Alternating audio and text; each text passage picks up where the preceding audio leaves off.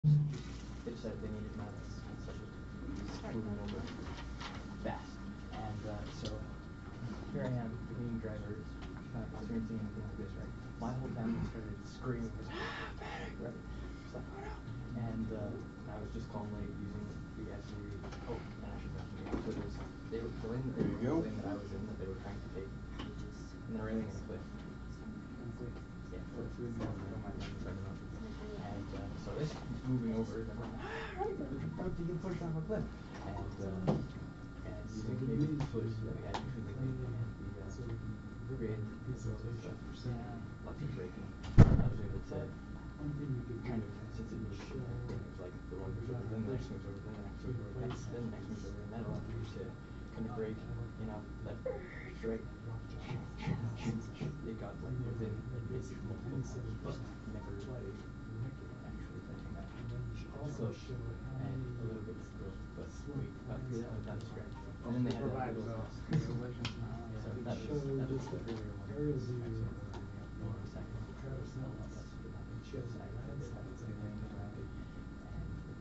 car was a lot shorter, and they noticed when they had haptic sort of come in sometime. easy enough to do. Yeah, but I thought it was nice and easy. Why should they do that? Glad you're here. And yeah, I was talking to Ryan about what he has. It was kind of funny too, just this time on the back of the trailer and had a sign that said, "How's my driving?" Is my number, right? So when I was calling, As long as you have enough material, what the company say about this. I actually don't know what the other conversation. I think that would be good. I think that ad might want to add like As long as it's clear. I think so. I think with the current issue, I think that's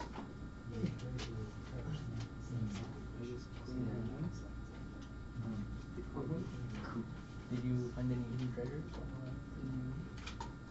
found two things. Oh, that's cool. Bonnie, are you ready for nationals? Well, okay, I guess technically. But you have two pennies that you can get through. Do I need to be ready for nationals? Ready to take a week off of school? It shouldn't be too hard. I only really have two absences. Except for I'm only going to be a lot of practical absences for my Random numbers. Right. So when it was the week? Last week in March. Which is a real sort of vacation. We'll be indoors the entire time. But in San Diego, right?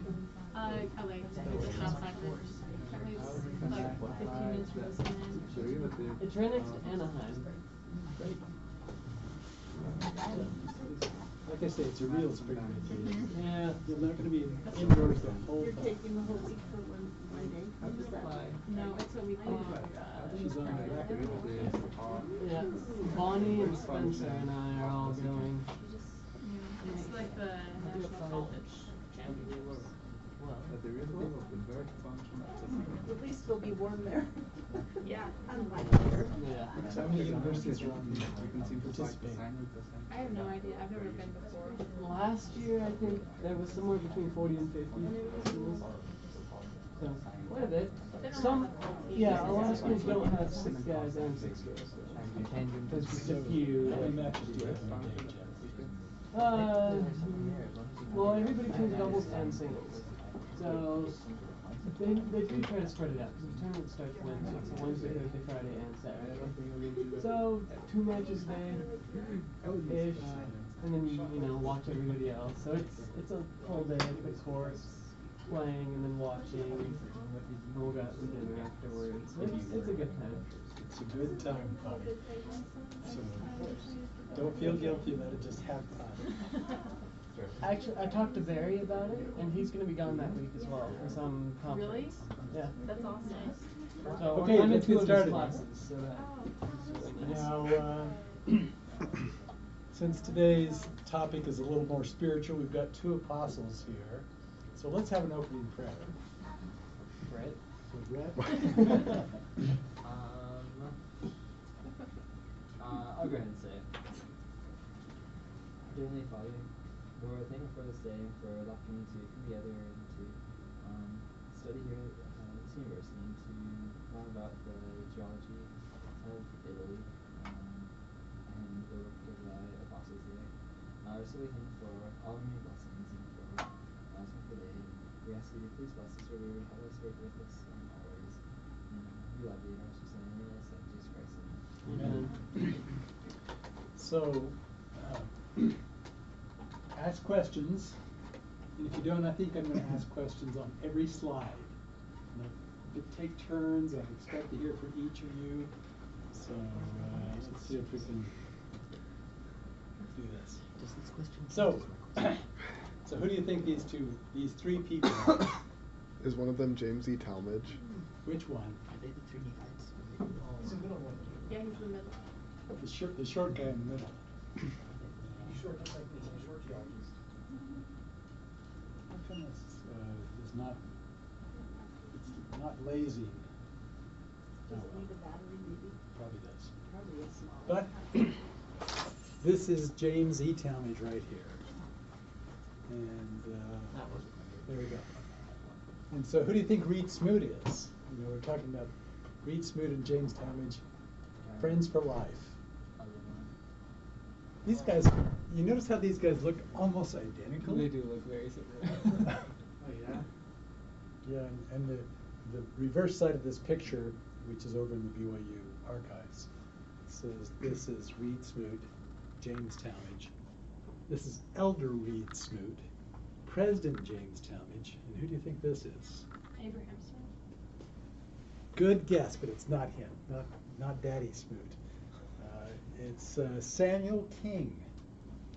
So they were out here on July 14th, hiking on the glacier in eastern France, along the Alps border, and they got stopped by a photographer who wanted to take their picture.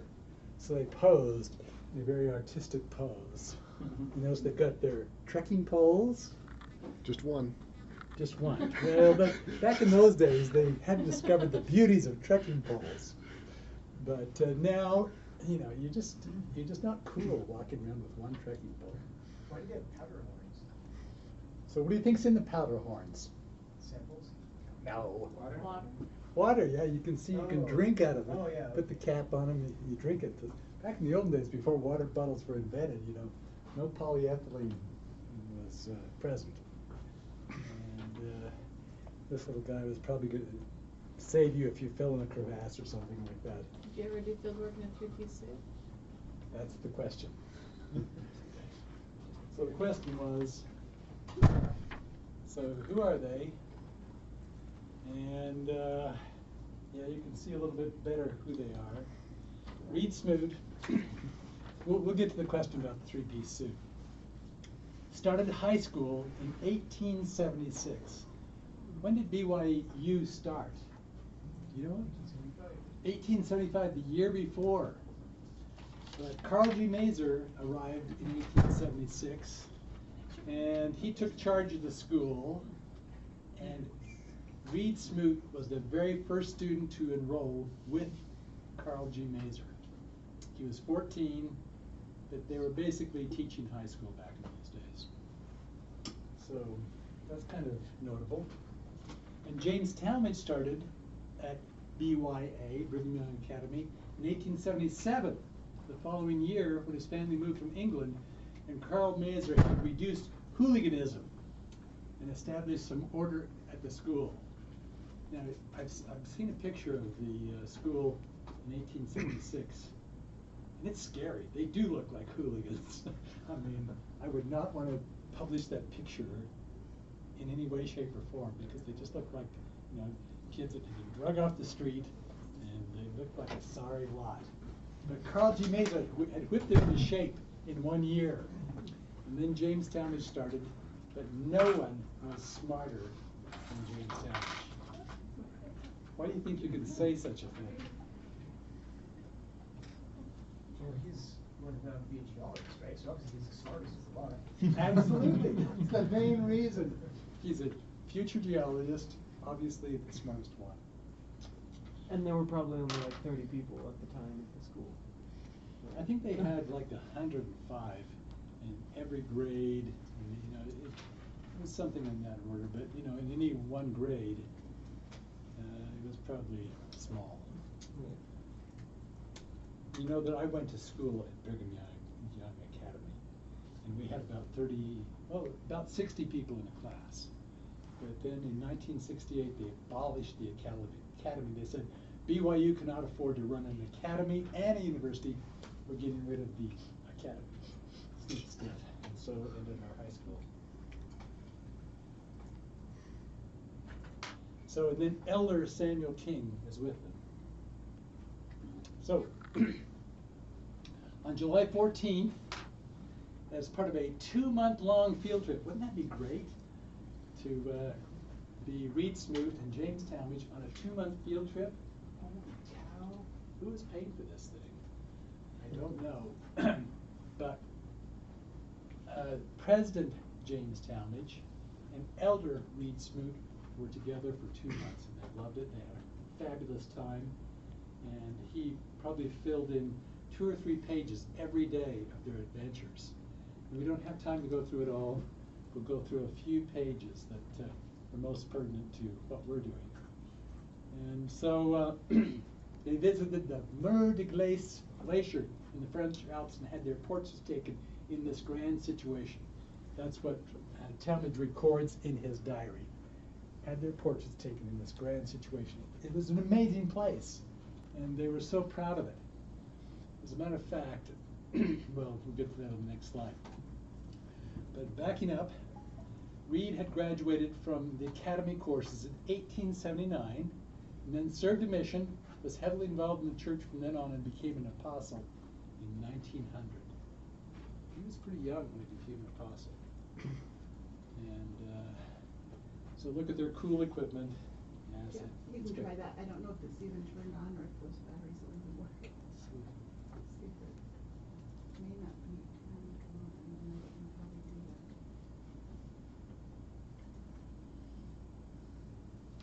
See if you can figure that out for me, okay? There's an on switch on the side. Yeah.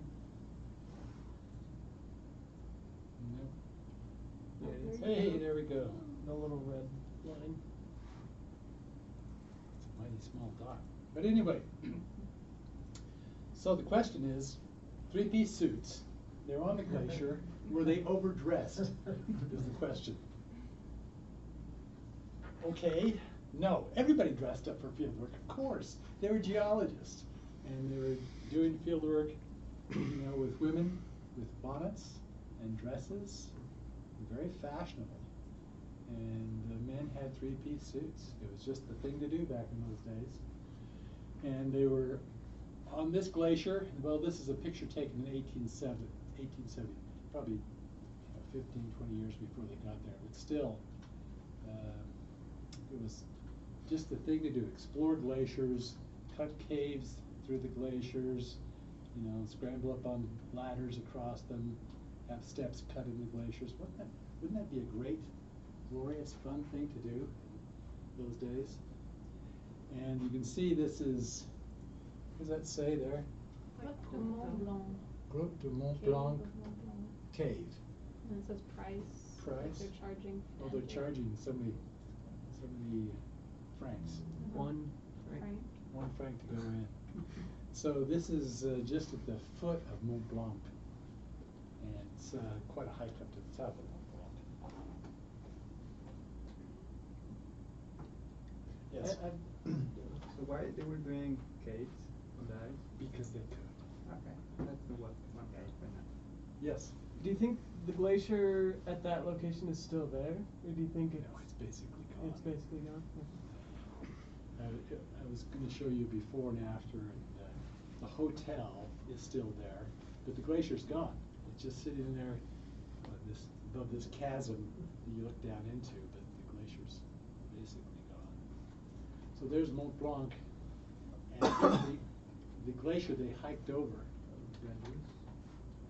Doesn't that look a little bit crevassed? Yeah. Holy cow, I would not want to hike it across that glacier. I mean, what's the chances of falling in a crevasse?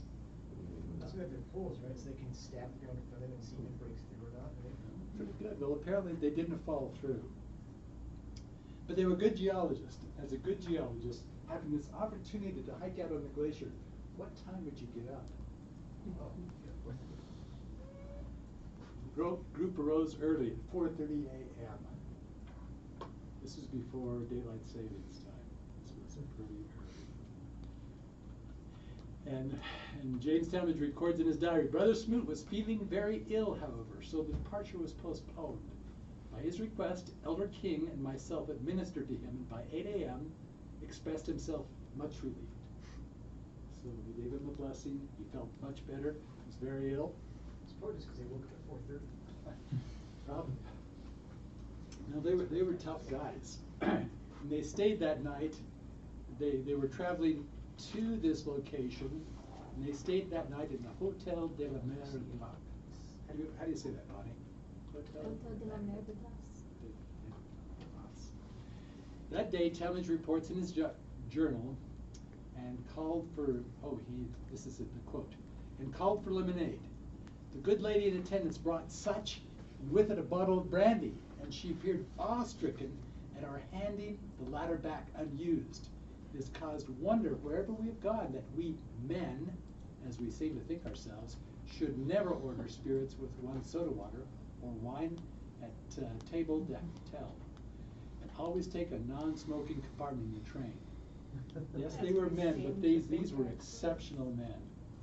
I mean, by any standards, then and now, they were exceptional men.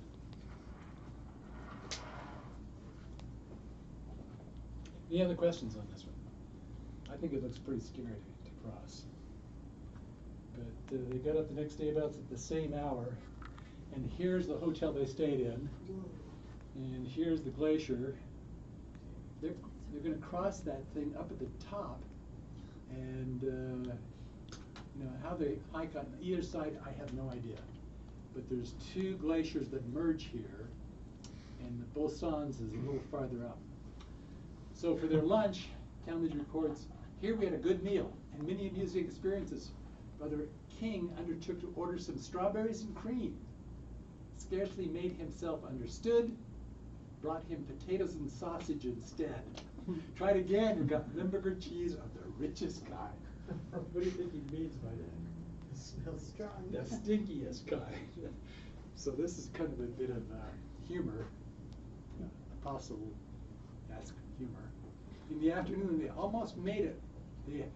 They almost crossed the Bossons Glacier twice, and it was heavily crevassed and began creaking and making so much noise that Samuel King entirely lost his nerve and refused to go on. Talmage wanted to go on, so they voted on whether to go on or turn back and retrace their steps. Reed Smoot refused to vote or take sides. You know that scene from Oh Brother, Where Art Thou? Who's in charge of this group? So they had two votes, each going a different way. So when they almost reached their goal, they almost got across the glacier twice, but they had to go all the way back. No wonder he records the experience as a delight and intense, more intense than Samuel King was ready for. So that looks very crevassed. It looks like a scary glacier to me. So, was this in character for Talmage? What do you think? Yeah. I think it was. We'll see from other experiences. So, let's back up a little bit. This was 1891 when they were on the glacier. Well, this is 11 years earlier when they were part of the young men of the Brigham Young Academy. Here's a picture taken of the young men of the Brigham Young Academy. The old photograph was identified on its reverse side as a group of young men from the Academy in the 1880s. In the picture are seated, left to right, N.L. Nelson, Caleb Tanner, James E. Talmage, Hiram Anderson, Emil Eskren, and Alfred L. Booth. Now, why is Alfred L. Booth significant? Because James Talmage proposed to his wife. He took years later, probably almost 10 years later, when he finally got up the nerve to propose to his wife that he met in high school. He basically knocked on her door and explained that, they should get married, and she accepted. No dating, just got right to the Wait, so that this was is the- proposing. And what relation did she have to Alfred? She was his sister, Oh. who also went to high school. I think she may have been a year or two younger. I thought you said that she was his wife. No, no, And so this was- Talmadge like said, will No, you no. marry me? And she's already married. Alright. She's like, sure. Thanks for, I'm trying to cut this short and do it quickly, and I should have explained. No, Booth was the brother of Talmadge's future wife. Okay, that's what I meant to say. I didn't say it too well. They don't all look very young. They look very young, you say? They said some of them don't look very young. Are there only That guy? 10 Yeah, people in that high guy, school? yeah, No, these are the ones that are in the high school. The younger students are all basically in grade school. It's a high So school. they have basically grade school, they have from kindergarten on out. But there's only 10 guys in high school. Small high school. Dang. But why is James Talmadge seated? Does He got there first. He got the easy, the overstuffed chair. Well, let me explain. So, James Talmadge had already graduated with the first collegiate degree from Brigham Young Academy in 1880. How long did he spend in high school? 1 year. And he spent the other 2 years getting his collegiate degree. So, pretty smart student. So that's why these students treated him royally, because, yeah, A, he was the smartest one of the bunch, and he was teaching at the academy, and he signed their report cards. So when the report cards came out for each term, here's what they looked like. They looked long and thin. This goes down here and then comes back here. But I'm showing you in 2 pieces so you can see what they look like.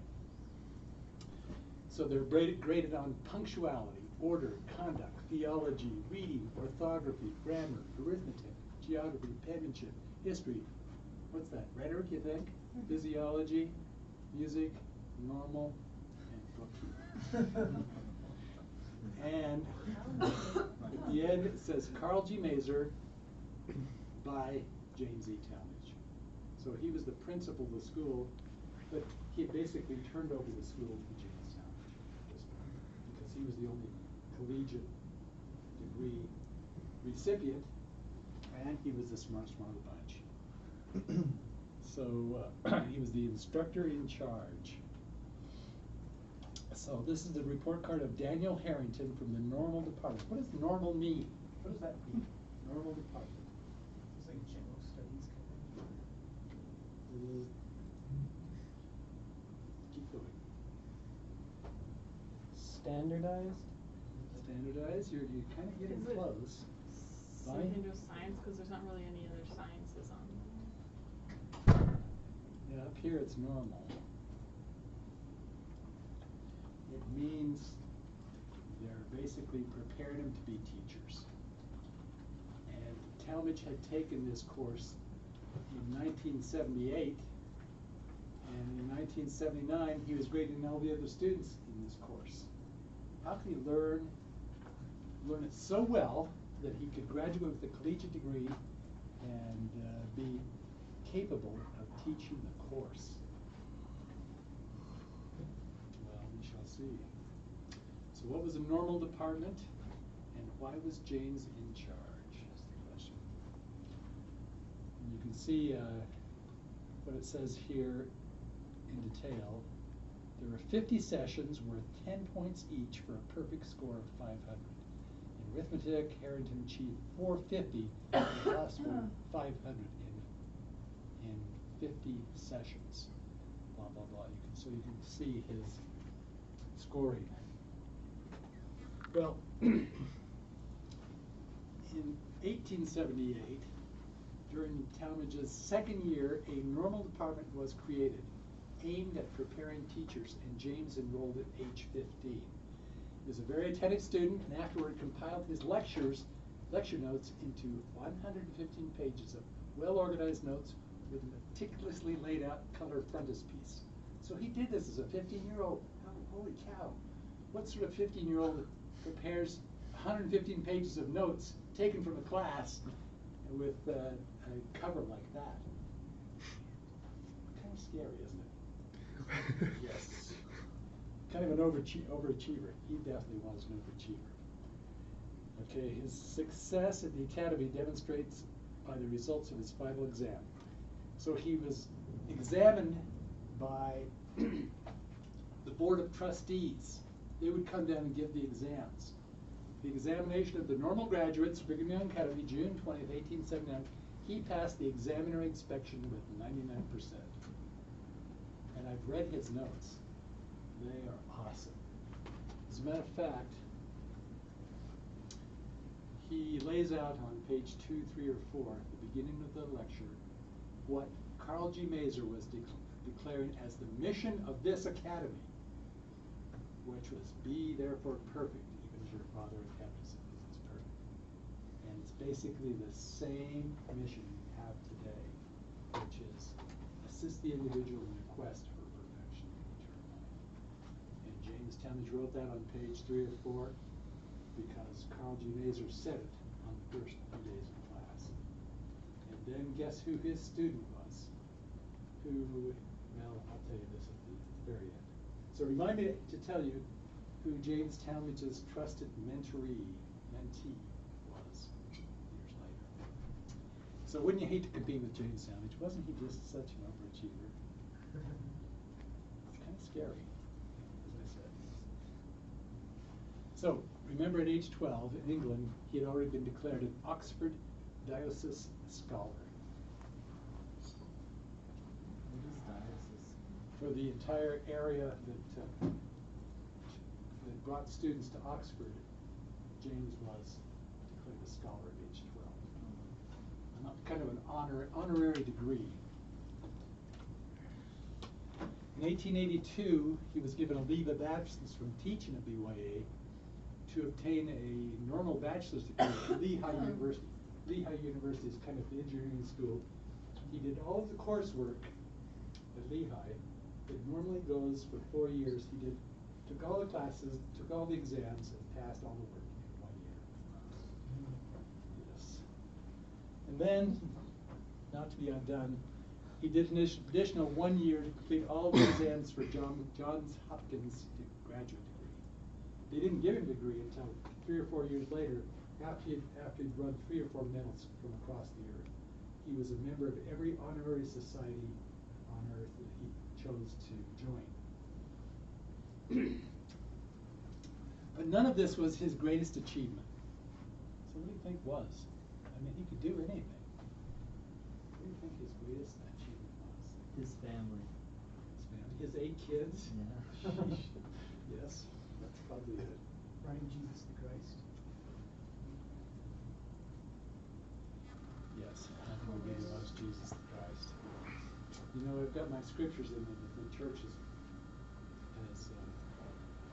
produced. Let me go get them. We'll take the time out. Let me grab my scriptures and Jesus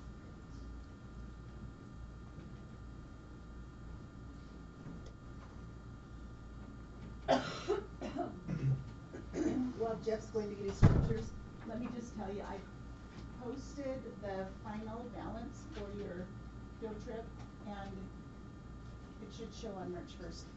And it does need to be paid by May 1st. So it'll give you a long stretch of time so that you can get it paid sometime between now and May. If you have a problem getting it paid by May 1st, just come and see me. But it's $600 is what you have left.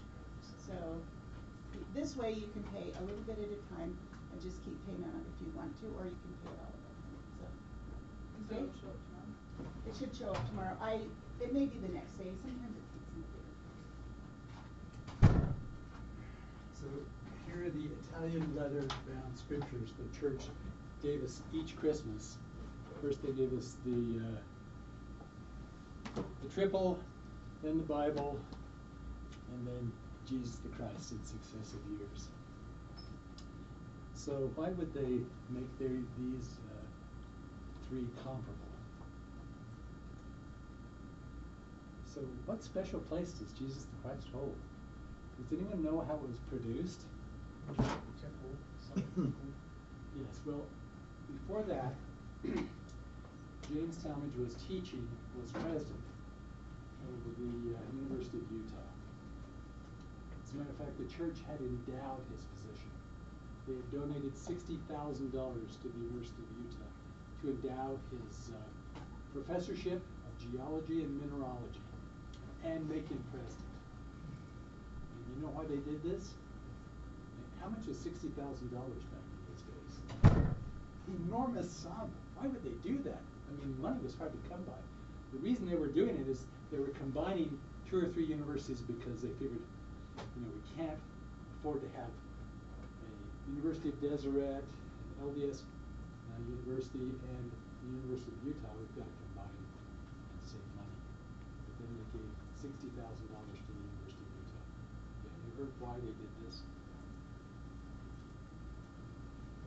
They said, okay, if you'll make him president, we'll give you $60,000 because we don't want the University of Utah to become a wicked Gentile university like we think it might. Well, they failed. So James Talmage only served as president for about 4 years. And exactly why, I don't know. There was a lot of revolt from faculty members who didn't want various types of oversight, and James said, I had enough of this. So he went off, kept his professorship of geology and mineralogy, and did consulting for a few years. But while he was there at the university,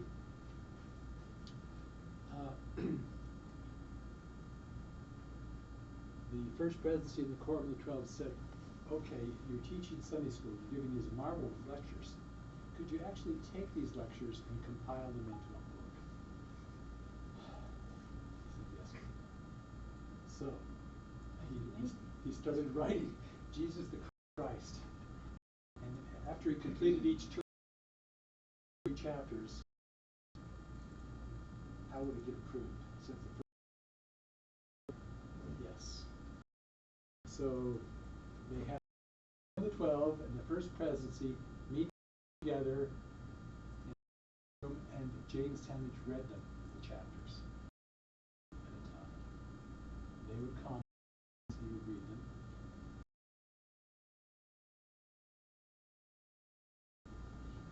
But it had their approval by the time they were done. We'll give us a translation. But this is the tip. Oftentimes it's made out of tungsten carbide, and it's used for, pounding into rocks or giving you a little bit better grip. But alpenstocks haven't changed that much over the years. And they also took home an alpenhorn. So when they crossed into Italy, customs officials were curious as to what his alpenhorn was. And when his gesturing didn't work and not speaking in Italian, he gave a blast on the horn. The officials were duly impressed and decided that no duties would be charged. I don't know if he was that bad with it, or if they were just, impressed. I don't know. But was this his first field trip? No. But you gotta hear this part. So let's do a little bit of alpenhorn playing here.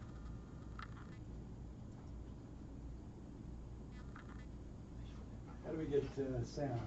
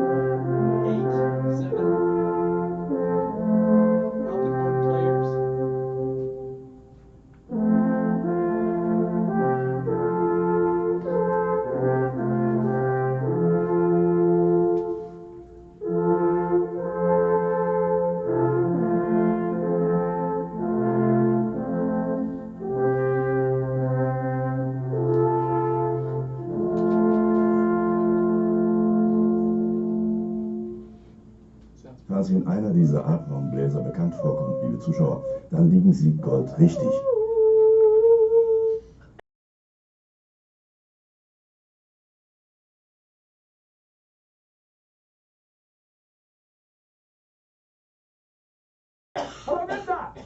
Sie kennen ihn aus Filmen wie Das Boot, Der Schattenmann, Der König von St. Pauli oder Der große Bellheim. Herzlich willkommen, Heinz Hönig. Grüß dich, Heinz. Hallo. Einen guten Morgen, guten Tag. Heinz, viele deiner Filme spielen im Großstadtmilieu und du stellst gerne das energiebeladene Rauchwein dar. Wie zum Beispiel im Film Stan Becker. Wie kommt so ein Kerl wie du in die beschauliche Schweiz? Das ist ganz einfach.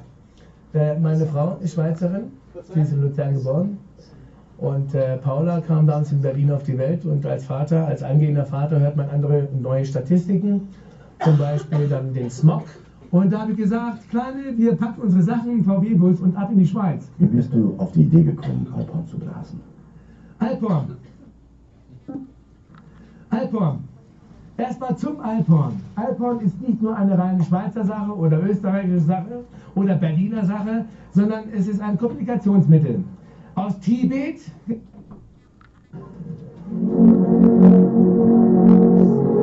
Here's 500 again. Back in 2013, there's 1% of world's record. You can see what was paid like in Jersey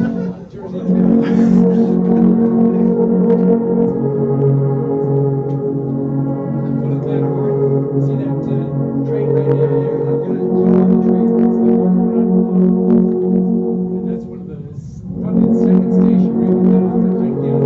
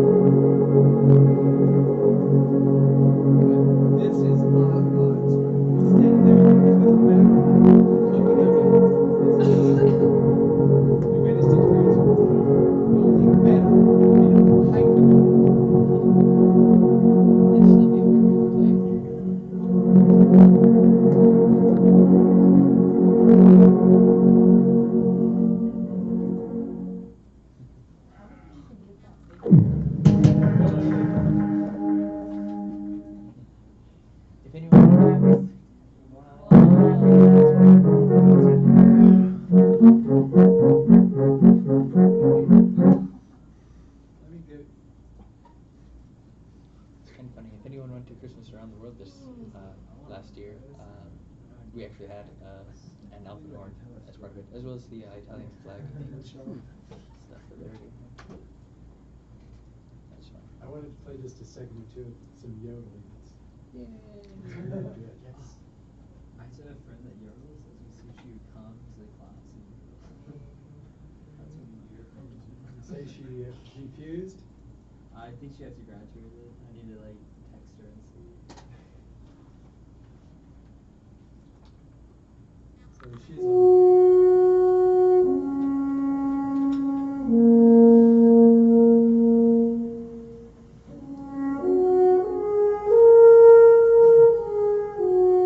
I think this girl's, you know, world-class alpenhorn player, but she's also good at yodeling.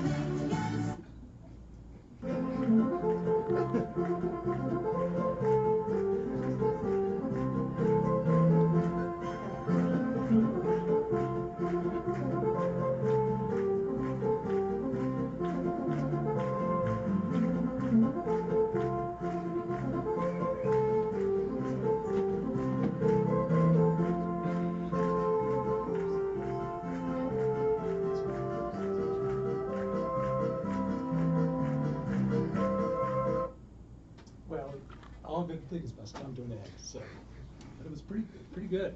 So you can see why Talmadge wanted to take home an alcohol. I'm sure he thought his wife could learn how to play it while having 8 kids and everything else.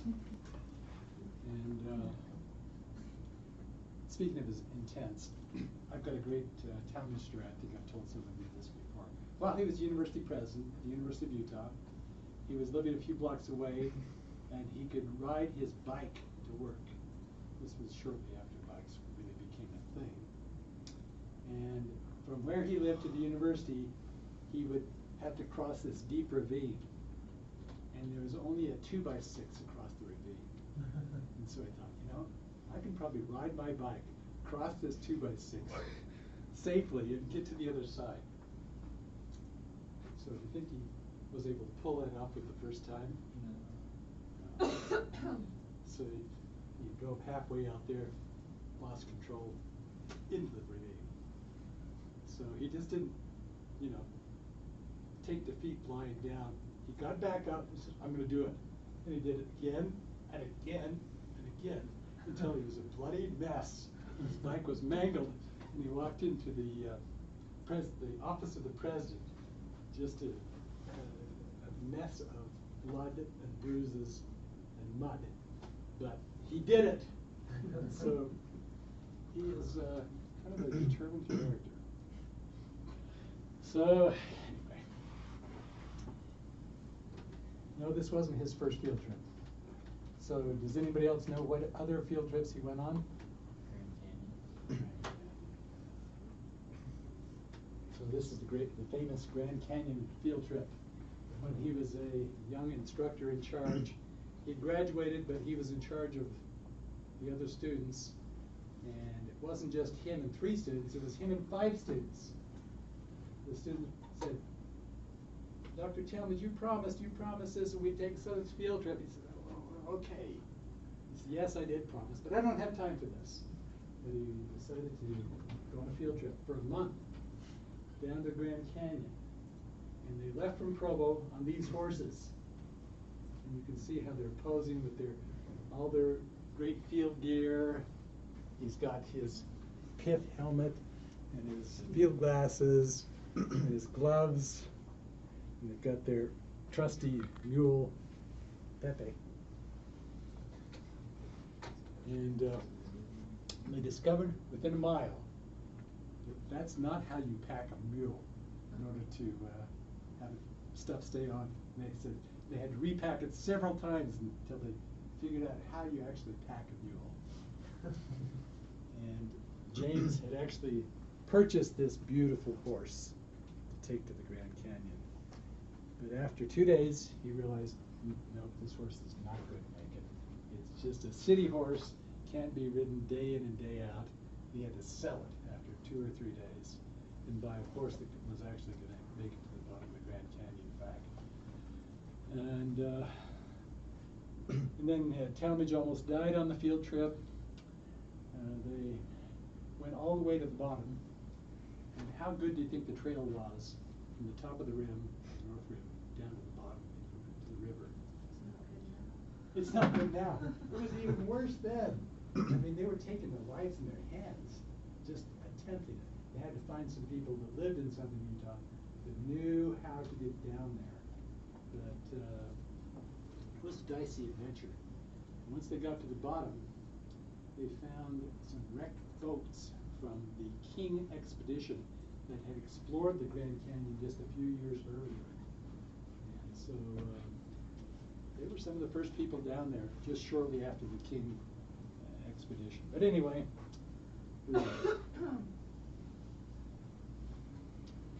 so why does Talmadge deserve to be featured on this 1-ounce silver coin that our department is minting this year? That's the heads. Doesn't it look great? So why does it have a beautiful engraving of Talmadge, Carl G. Mazer, and Brigham Young?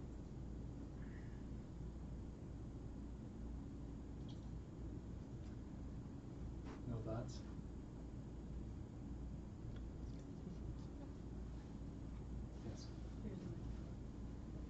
so Carl G. Mazer started like the church. And so that's like the start of our school. And then Brigham Young also kept it going. And Talmadge was also the president and served. And he was the first graduate, first collegiate graduate, emphasized by President Worthy. Wasn't President Talmadge head of the geology department? Yes, that too.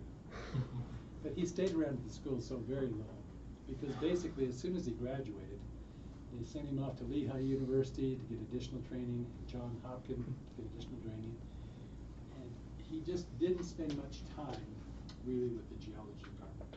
Because then after that, then they asked him to be president of the LDS College, which was the former predecessor of the LDS Business College, and then another university before in 1894 they asked him to be president of the University of Utah. And like I say, he just he kept busy, kept learning. But I think because of that, because of being our first graduate, he deserves that honor. So this coin is all about mentoring.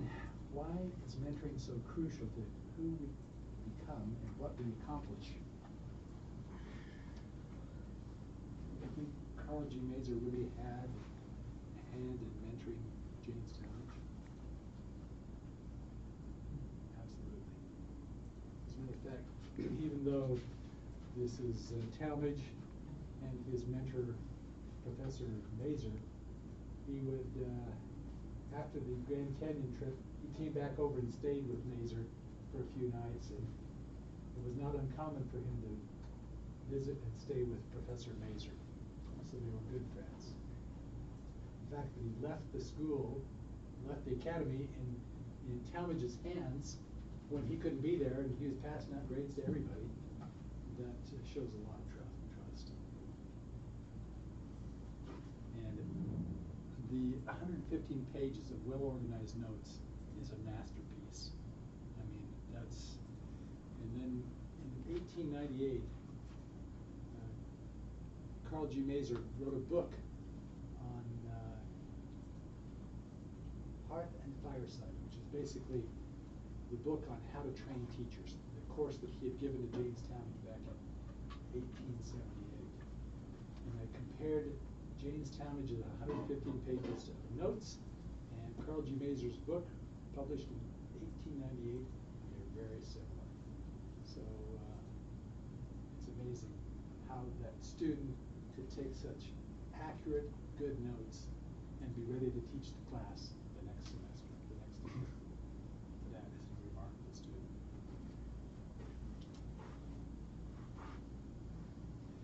So, down here at the bottom, you can see Justin Kuntz. The design was done by Justin Kuntz. Who the heck is Justin Kuntz? Coin designer, yeah. So he's the greatest living coin designer, in my opinion, in the U.S. today. Here is his latest masterpiece.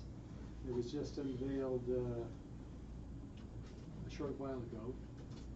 His 5th coin design for the U.S. Mint will go on sale on April 6th for about $1,500. You gonna go out and buy one of these? That's 1 ounce of gold. Yes, a little bit pricey. But his first coin was released in 2008. He also designed a 2014 silver dollar commemorating the Civil Rights Act of 1964. But isn't that a beautiful, simple, marvelous design? I think it's magnificent.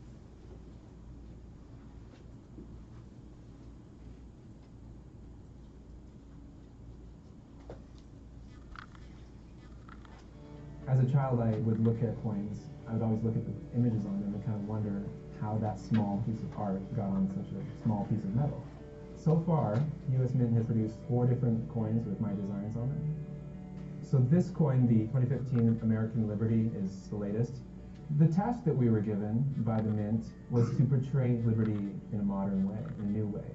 And what that meant, they didn't really tell us. It was open for us to interpret. I wanted her to be recognizable as Liberty. I didn't want to put her in a hoodie. But I wanted someone who had a sort of dignity, a sort of nobility. I wanted Liberty to have that sense of strength, but also beauty. My job is to try and distill an idea into an image. The torch, for me, represents liberty and the light shed by liberty. The laurel wreath that she's wearing is the victor's crown. It's kind of fun that my initials actually appear on the coin really small. You almost need a microscope to see them, but they're there. I won't always be here, but I hope that liberty will always be here. I hope that this will always be a land of liberty for my children and all of our children.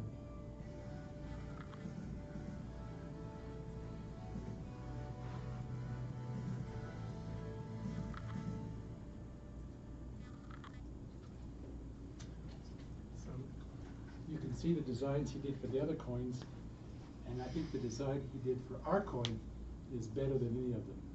It took him 1.5 years to produce that design of James Talmage, Brigham Young, Carl G. Mazer, and it's because we did a little back and forth, but I think this is really his finest work, and he agrees. So let's tell you a little bit more about that.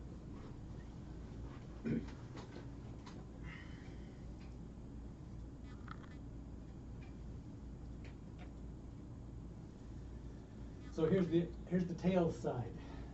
First collegiate diploma. Who is that? Jamestown on first side. And here's the Brigham Young Academy.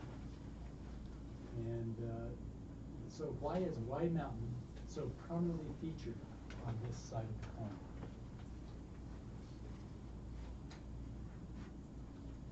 Because we're geologists? Nah. Good reason. That's a good answer. But who else is a geologist? A latent geologist. He doesn't say this over. He's masquerading as somebody else. John McBride? This is really, really important to this person. Mark Kowalas. Mark Kowalas is a good guess, but not accurate. The Wide Mount is his calling card. He says, as a matter of fact, he's got a large medallion this size, and on the reverse side is Wide Mount. Who is that? Joseph Brinkley? No. He wears it twice a year during graduation. He wears this heavy gold chain around his neck with Wide Mount. The president of the university, President Kevin Worthen. Yeah, he's a lawyer, but he's a latent geologist. He really likes geology. So, and you'll notice, as you take a look at the Y, what looks funny about it? It's not tilted properly. It's not tilted properly. But as a matter of fact, that's exactly what it looks like from the Academy building. It looks just like that. There's no funny skew to it. It looks like that. Go down there and take a look at it. Justin and I had a big argument. I said, no, it's a little, it should be tilted this way, that way. And he says, no, I've gone down there, I've taken a look at it, and it looks just like that. You know why that is? Where is that? What is that? Where is that? This is the Academy building, which is the Provo City Library. Huh? So what happened when the Y was designed? It all happened when a bunch of high school students went up there one day in 1906 and basically put a Y on the mountain. They were juniors, and the seniors were infuriated that these juniors went up there and put a Y on the mountain. No. They took it down. It was basically, high school warfare, which is ugly. But the administration said, no. Let's do this right. We heard that Berkeley, the University of California at Berkeley, has put a B on the mountain. Why can't we put a Y on the mountain? And so because Berkeley had done it, we did the same thing.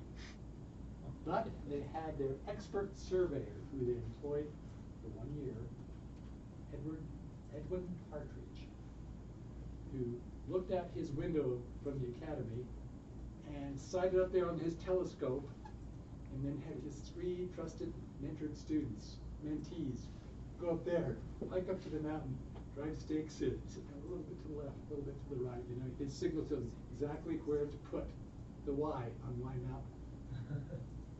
So, professor, working with 3 students, got it right. That's what it looks like from the mountain.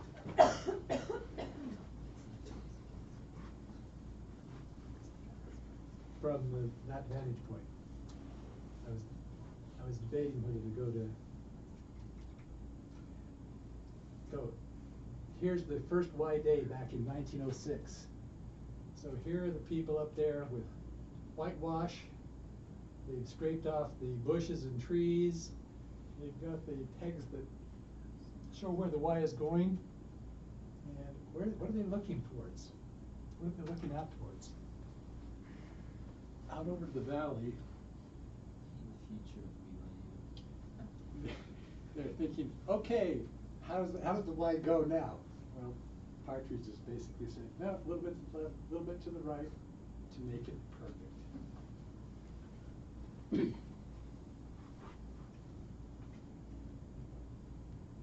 Okay.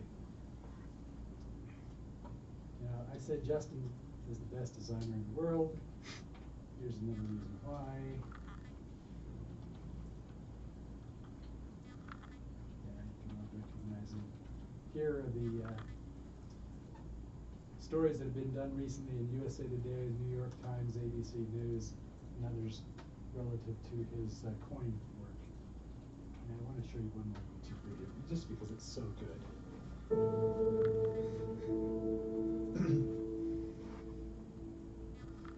If he were allowed contact with foreigners, he would discover that What this coin symbolizes for me personally, and perhaps all of you will have your own significant interpretation, is the evolution of liberty.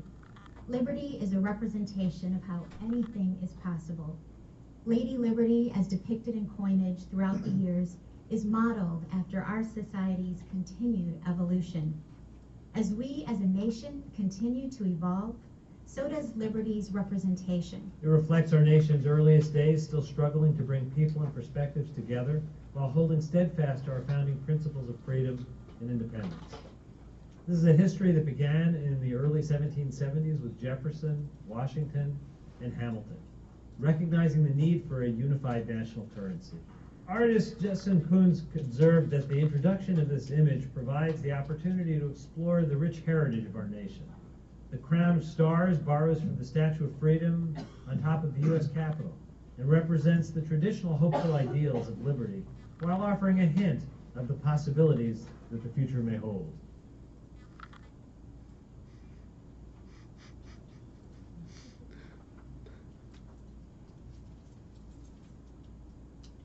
Price of gold rising. So he's really good. And what he hasn't said is he actually enters contests, and there's hundreds of designers worldwide that submit designs. But the fact that Justin has won the contest, several times over the last few years means his designs just have something that's engaging, and they win every time. So he puts a lot of effort into them. But, I still think this is his best work. So he designs them, but how do you actually sculpt the 3D image? My name is Joseph Mena. I'm a medallic artist at the United States Mint, Philadelphia.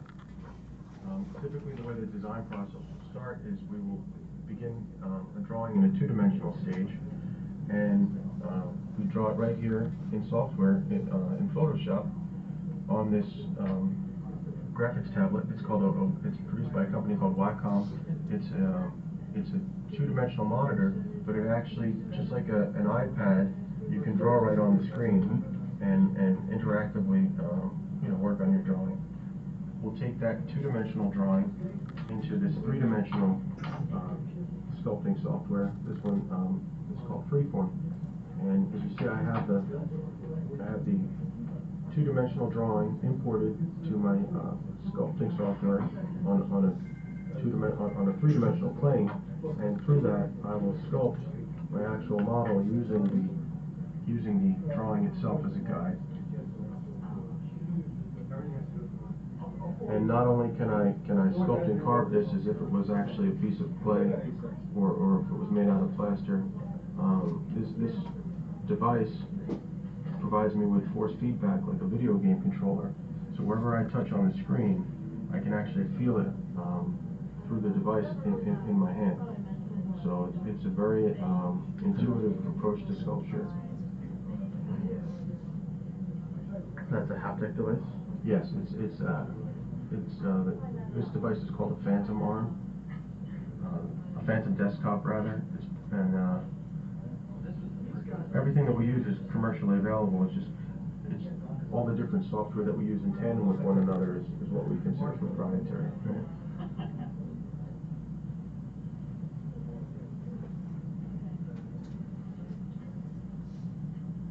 And then we have other sculpting software packages that we use in tandem with this to generate more detail and different types of sculptural effects. And then after we're finished at this stage, there's an entire engineering process where everything goes to in order to make things in order to make it so we can manufacture these things. And that's pretty much it. Okay.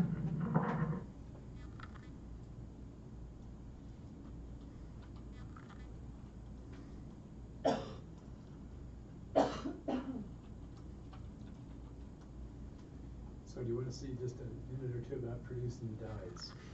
So once they've got the three-dimensional digital image, then they've got to produce the dies that actually make the coins.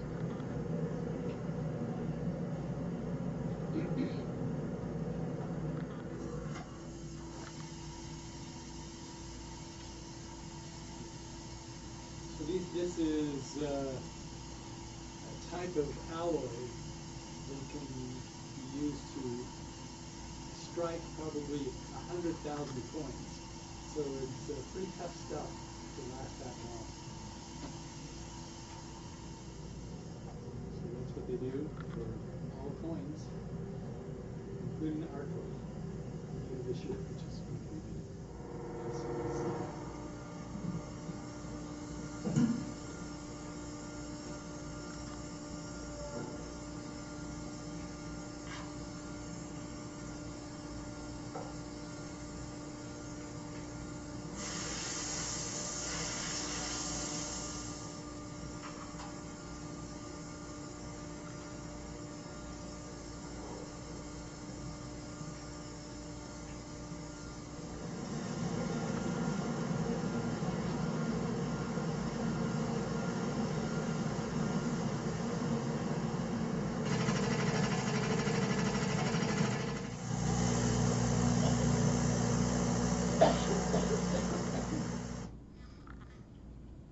almost done. So who will do the sculpting? Joseph Bricky, the best LDS sculptor, of course. And so it's taken a long time to wait for him to agree to do the sculpt because he's so busy. So this is his most recent work.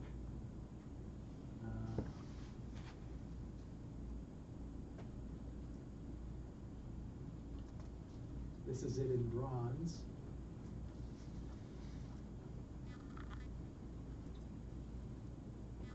So you can see he's a real talent in terms of getting the three-dimensional image that we're going to need on this coin. And it's a very detailed three-dimensional image of the building, of Talmage, Mazer, and Brigham Young. He's going to put his blood and sweat in it. Because, yes, he runs his own art school right now, and he got his MFA, which is basically his terminal degree, 3 or 4 years ago. But you know that his hope and one thing that he wants more than anything else is to teach at BYU. So now that he's got his MFA, and Justin Kuntz is on the committee that will help decide who gets this next FTE when it comes open. He is an amazing sculptor. I shouldn't say that, but anyway.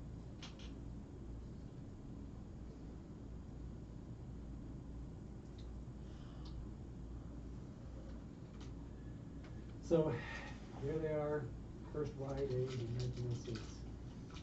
And here's an explanation of the inspiring learning coin elements. We're calling it inspiring learning because that is what President Worthen came up with a year ago. Inspiring learning as the two-word summary of the mission statement. And you need to go back and read his talk in 2016, explaining why it's inspiring learning and how it relates to the BYU mission.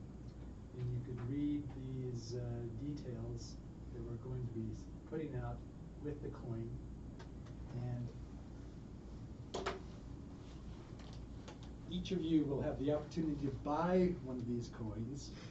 It'll be a 1 ounce silver coin like this in a little case, so you can't get fingerprints on it, otherwise it'll tarnish. I take it out all the time. It scrapes on rocks, do other things. I abuse it left and right. Size. Yes, but you can see what it'll look like. That's a 1 ounce silver coin. And so I think it'll be a real keepsake. And we'll hopefully sell it for less than $50 so that any student or their parents can afford to buy it.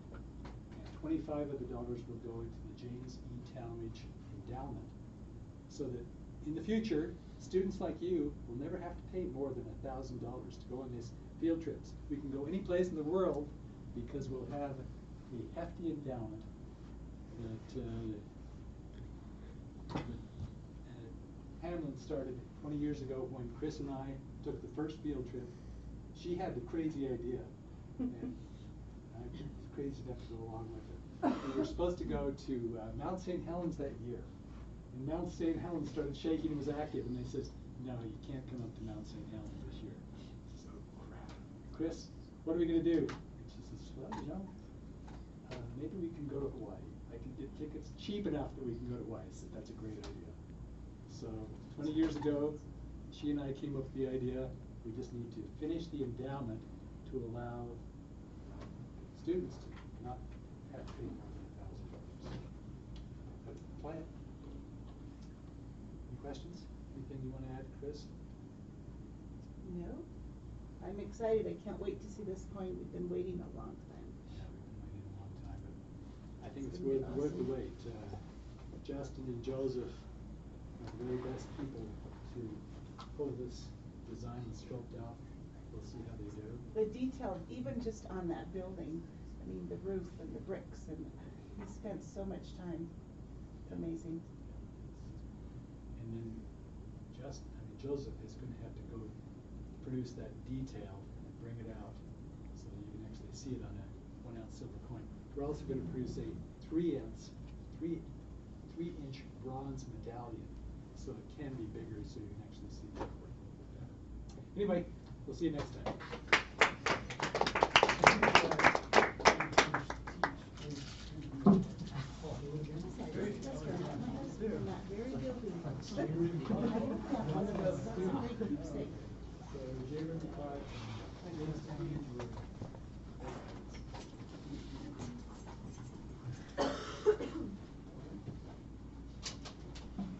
I want that silver coin back wherever it is.